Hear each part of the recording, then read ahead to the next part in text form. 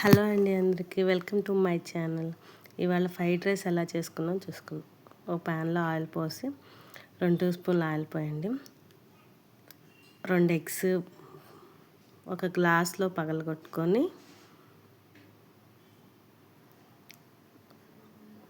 ఒక గ్లాస్లో పగలగొట్టుకొని 2 ఎగ్స్ బాగా గిలకొట్టండి. బాగా గిలకొట్టాలండి.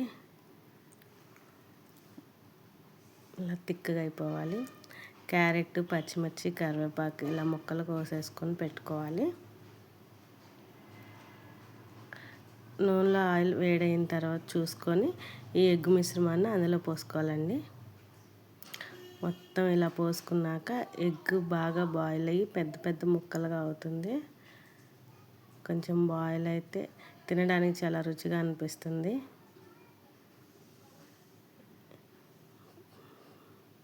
మీరే చూడండి, ఎగ్ చాలా వస్తుంది. 2 ఎగ్స్కి ఇలా బాగా వస్తుంది. ఇలా కనుక మనం పోసుకున్నట్లయితే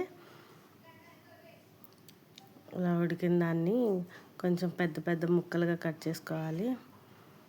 గంటతోనే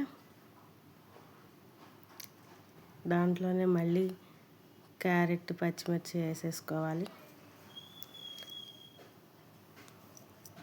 బాగా కలుపుకోవాలండి. కరివేపాకు కూడా వేసేసుకొని బాగా కలపాలి.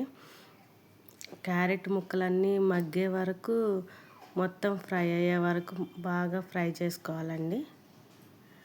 మొత్తం ఫ్రై అవ్వాలి. చిన్న చిన్నగా ముక్కలన్నీ కలుపుతూ ఉంటే ఫ్రై అయిపోతాయి చాలా ఈజీగా. అదిగోండి, అలా ఫ్రై అయిన తర్వాత మనం అన్నీ చూసుకొని ముక్క చూసుకొని రైస్ వేసుకోవాలి. మీరు చల్లబడిన అన్నంతో కూడా వేసుకోవచ్చండి. ఒక గ్లాస్ బియ్యాన్ని వండుకొని ఇలా వేసుకోవచ్చు. మనకి ఎంత కావాలంటే అంత, దాన్ని బట్టి మీరు ఎగ్స్ వేసుకోవాల్సి ఉంటుంది. మొత్తాన్ని ఇలా కలుపుకోవాలండి.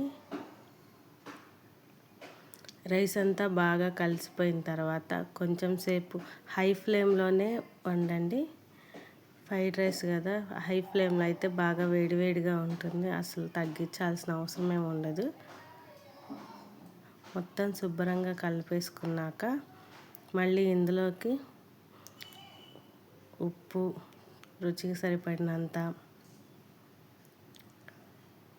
కారం, రుచికి సరిపడినంత కారం, జీలకర్ర, వాము కలిపిన పొడి అండి. వాము, జీలకర్ర వేయించి వేసుకున్న పొడి, ధనియాల పొడి వేసుకొని బాగా కలుపుకోవాలి. మొత్తం బాగా అన్నం అంతా మిక్స్ అయిపోవాలి. నిదానంగా వేడివేడి అన్నం అయితే విరిగిపోతుందండి. కొంచెం చల్లటి అన్నం అయితే కొంచెం బెటర్గా ఉంటుంది. మనకి ఏది నచ్చితే అలా చేసేసుకోవచ్చు. మొత్తం ఇలా కలిపేసుకున్నాక